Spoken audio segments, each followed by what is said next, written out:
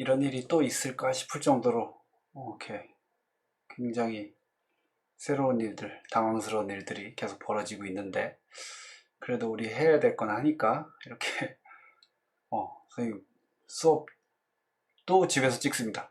지금 9월 4일까지 우리 온라인 학교 하니까 그때까지는 선생님도 집에서 이렇게 수업을 만들어서 여러분들하고 소통을 해야 되는 것 같습니다.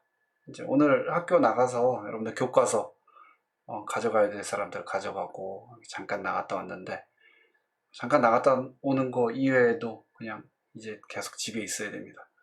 뉴스 보니까 3단계 사회적 거리두기 3단계 이야기 나오는데, 3단계까지 우리가 나가게 되면 굉장히 심각한 상황이 될 것 같아요. 여러분들도 거리두기 잘 하시고, 여러분들 이제 전체 나와서 검사 받을 때 보면 여러분들도 힘들었겠지만 선생님 이렇게 옆에서 보니까 그 검사하시는 분들이 굉장히 힘들었던 것 같아요. 그래서 그런 모습 보면서 다들 각자 자리에서 우리를 지키기 위해서 열심히 했다는 거, 이런 거 보면서 좀 선생님은 좀 느끼는 점이 많습니다. 이게 사람이 감성적이 되는 지금 오후 11시 37분입니다. 자, 물리학 1, 2학기 오리엔테이션을 하고, 그 다음에 첫 시간에 이렇게 오리엔테이션 하고요. 간단하게 하고 다음 시간부터 진도 나가도록 하겠습니다. 우리가 이렇게 1단원 배웠고, 2단원 물질과 전자기장에서 물질의 전기적 특성까지 이렇게 배웠어요. 그래서 우리가 여기까지 이렇게 배웠었고, 이제 여기 아랫부분 이제 배워 나갈 겁니다. 그래서 이제 자기적 특성에 대해서 배울 거예요. 우리가 전기적 특성이라는 것과 자기적 특성이라는 것이 이제 두 가지를 나눠서 볼 수가 있겠는데, 사실은 이 자기적 특성과 전기적 특성이 원인이 같고 이유가 같아요. 그래서 그거에 대해서 배울 거거든요. 여기 보시면 전류에 의한 자기작용이라고 돼 있죠. 전류가 자기장을 만든다는 거예요. 그리고 물질의 자성이 있는데 여러분들 자석 생각하시면 돼요. 어떤 물질이건 자성을 띠거든요. 근데 그게 왜 나타나는지에 대해서 배울 거고요. 그 다음에 전자기 유도는 뭐냐면요, 전류가 자기 만들었잖아요. 근데 자연에는 여러 가지 대칭성이 있어요. 올라갔던 건 내려오고, 그리고 이제 반응이 있으면, 정반응이 있으면 역반응도 있고, 이런 것들이 있는데, 전자기 유도는 뭐냐? 전류가 자기 만들었으면 전기가 자기 만든 거죠. 반대로 자기가 전기를 만들어내는 거예요. 이게 굉장히 중요한 현상이거든요, 전자기 유도라는 게. 그래서 우리가 일상생활 살아가는 데 있어서 전자기 유도를 빼놓고 이야기할 수가 없습니다. 그래서 전자기 유도에 대해서 좀 배울 겁니다. 그래서 이걸 배우고 나서 이제 파동에 대해서 배울 거예요. 그래서 우리가 물리하면 대부분 물리하면 역학, 그리고 전자기학 이렇게 하고, 파동, 그리고 광학. 빛이 파동의 성질을 갖고 있거든요. 그렇기 때문에 파동, 광학 이렇게 배우고, 뭐 열역학 우리 1학기 때 배웠죠.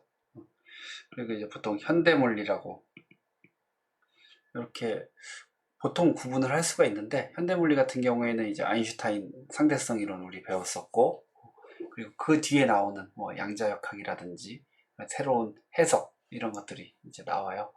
그래서 우리가 역학 배웠죠. 전자기학 배우고, 파동까지 배웠고, 열도 배웠고, 현대물리 일부 배웠고, 이렇게 해서 이제 물리 1의 내용들이 채워지는 겁니다. 그래서 이거에 대해서 좀 배워볼 거예요. 처음에 이제 파동의 진행과 굴절 이렇게 했는데, 파동의 기본적인 성질하고 굴절을 배울 거예요. 굴절이라는 거는 뭐 여러분들 파동이 진행하다가 이렇게 꺾이는 현상, 이런 것들을 굴절이라고 부르죠. 이런 것들이 왜 나타나고 어떻게 나타나는지에 대해서 공부해 볼 거고요.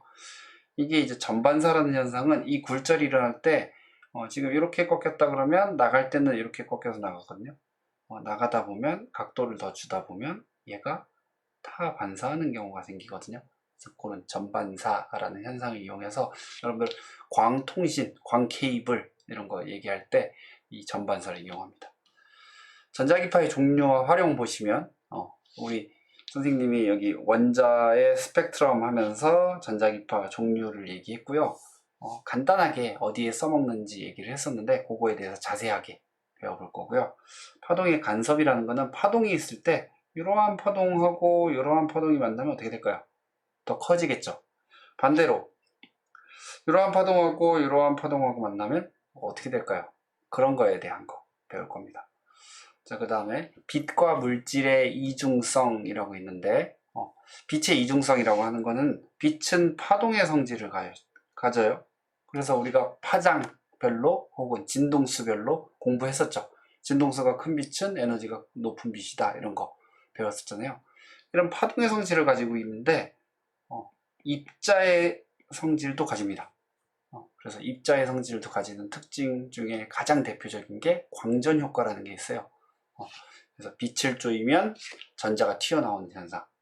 그 빛의 에너지를 가지고 전자가 얻어서 나가는데 이때 입자의 성질을 가집니다. 파동의 성질이 아니라. 그래서 이중성이라고 불러요. 아까 앞에서 자연이 대칭성이 있다고 그랬죠. 빛이 입자의 성질을 띄어요. 그리고 파동의 성질도 띄어요. 두 가지 다 가질 수 있다는 거예요. 그러면 입자도 물질도 파동의 성질을 가질 수 있다. 이렇게 생각이 되는 거겠죠. 그래서 물질의 이중성. 그래서 실제로 전자 같은 경우에는 빠르게 가속시키면 파동의 성질이 나타나요. 그래서 빛처럼 쓸 수 있다는 거예요. 그래서 쓸 수 있는 거. 우리가 뭔가 자세하게 볼 때 쓰는 거. 현미경 쓰죠. 현미경은 당연히 가시광선 써서 우리 눈으로 보겠죠. 근데 이거를 전자 갖고 할 수 있다는 거예요. 그게 이제 전자현미경이 되겠죠. 그런 것들에 대해서 배워볼 겁니다. 그래서 여러분들 이제 이런 거 배울 거고요. 자, 2학기 수업 방식은 1학기랑 조금 다르게 할게요. 선생님이 1학기 때는 이제 개념 설명해주고 그 다음에 구글 설문지를 통해서 여러분들 문제 하나하나 이렇게 풀게 했는데 여기 이제 좀 선생님 수업 만드는 효율이라든지 여러분들이 이제 풀어보는 거 이런 것들이 좀 답안 체크하고 이런 것들이 조금 효율성이 떨어지는 것 같아서 일단은 선생님이 이런 수업을 통해서 개념을 안내하고 정리해주고 요거는 이제 유튜브로 똑같이 올려줄 거고요. 그 다음에 같이 함께 선생님이 이제 문제 여러분들 풀어볼 거를 정리해서 PDF 파일을 올려줄게요. 그럼 다운로드 받으셔서 혹은 바로 열어서 문제 풀어보시고 혹은 프린트해서 풀어보시고 답은 선생님이 끝에다가 달아줄게요. 끝에다가 달아줄 거고 그래서 문제를 제공해 드릴 거고요. 그 다음에 그 문제에 대한 거 풀이 답은 주면 안 되겠다 그러면 문제 풀이 보면 나올 수 있게 그래서 문제 풀이 한번 보시고 문제 풀어보고 그 다음에 문제 풀이를 보시면 되겠습니다. 그런 다음에 이제 설문지로 했던 거 설문지로 문제 풀고 그 마지막에 선생님이 의견 좀 달라라고 했었잖아요. 그런데 그냥 바로 설문지로 들어가면 여러분들 의견 혹은 질문이라든지 느낀 점 뭐 이런 것들을 작성할 수 있게 하도록 하겠습니다. 그래서 요거를 작성하고 제출해서 제출하기 누르면 출결 완료하도록 하겠습니다. 자, 다섯 번째로 이제 수업에서 배운 점과 느낀 점을 좀 정리해서 여러분들이 선생님이 따로 방법을 조금 생각해서 올려놓을 테니까 이때 배운 점, 느낀 점들을 온라인 안에서 좀 정리를 해보세요. 그런 다음에 선생님이 나중에 여러분들 관찰한 결과라든지 여러분들하고 의사소통할 때 조금 사용하도록 하겠습니다. 그래서 오늘 수업은 짧게 여러분들 첫날 당황스러울 테니까 짧게 한번 했고요. 여기까지 하고 선생님이 이런 사태를 겪으면서 여러 가지 생각을 했어요.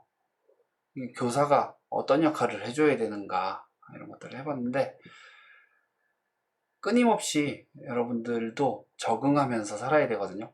지금 새로운 상황이 생기고 새로운 일들이 터지고 이러는데 이때 우리가 여기에 받아들이지 못하고 왜 이런 일이 나한테 발생했지? 왜 이렇게 만드는 거야 우리가? 너네 왜 뭘 잘못했어? 이런 생각을 하다 보면 해결이 안 돼요. 그냥 코로나 니 왜 걸렸냐? 니는 왜 거기 갔냐? 이런 걸 따질 게 아니라 지금 우리가 현재 처한 상황을 딱 이해하고 여기에서 우리가 앞으로 나아가려면 뭘 해야 되는가? 이런 것들을 자꾸 생각하고 그리고 배우고 공부하고 이래야 되는 것 같아요. 그래서 예전의 교육이라고 하면 앞에 세대 사람들이 살아왔는데 이런 거를 알면 좋을 것 같아 라는 것들을 정리해서 주는 거, 그거를 이제 교과라고 우리가 보통 부르죠. 국어, 영어, 수학 이렇게 해서 쭉 하는 거. 선조들까지 가나? 앞에 세대 사람들이 잘 정리해 놓은 거를 우리가 따라가는 게 교육이었다라고 하면 지금은 거기에 더 추가되는 것 같아요. 새로운 상황에 적응하는 능력을 키우는 거가 교육의 이제 목표에 더 포함이 돼야 된다. 더 중요하다? 글쎄, 더 중요한지 모르겠는데 비슷한 위치까지는 올라온 것 같아요. 그래서 우리가 교과라고 부르는 거, 중요하다고 생각하는 거에다가 추가로 적응하는 능력 이런 것들을 하는 건데, 여러분들도 지금 벌어진 상황에서 이제 제한점이 많거든요. 그 제한된 상황 속에서 새로운 능력을 찾아가고 적응하고 이런 것들을 잘 하셔야 될 것 같습니다. 우리가 진화라는 게 적응을 잘하는 것들이 살아남아서 진화가 이루어지잖아요. 그런 것처럼 여러분들도 잘 적응해서 살아남으시기 바랍니다.